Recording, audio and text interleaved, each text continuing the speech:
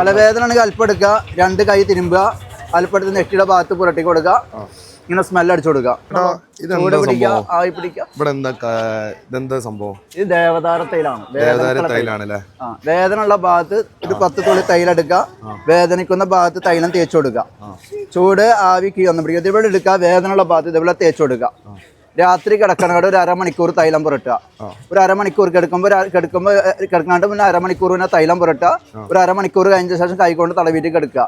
ഇത് ചൂട് പിടിക്കുക, ആവി പിടിക്കുക, കിരി പിടിക്കുക ഒന്നും ചെയ്യണ്ട. ഒട്ടിപ്പിടപ്പ്, സ്മെല്ല്, കറകള് കാര്യങ്ങൾ ഉണ്ടാവില്ല. ഇത് കൈമുട്ട് വേദനക്ക്, കാൽമുട്ട് വേദനക്ക്, പുറം വേദനക്ക്, ഉളുക്ക്, ചതവ്, ഏത് വേദനക്ക് നല്ലതാണ്.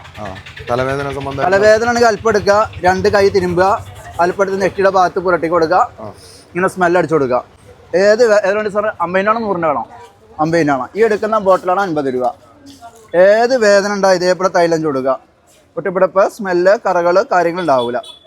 തലവേദനക്ക് പുരട്ടാം, കൈയിന് മുട്ട് വേദനക്ക് പുരട്ടാം, പിരടി വേദനക്ക് പുരട്ടാം, നീർക്കെട്ടുന്ന പുരട്ടാം, വേദനക്ക് പുരട്ടാം. ഏത് വേദന ഉണ്ട് അവിടെ വെച്ച് വേണം മാറ്റിയിട്ട് പോവാം. മാസങ്ങളോളം, വർഷങ്ങളോളം, നിമിഷങ്ങളോളം, ആഴ്ചകളൊക്കെ വേദനയോട് കഷ്ടപ്പെടുന്ന എല്ലാവരും പഠിച്ചോളൂ.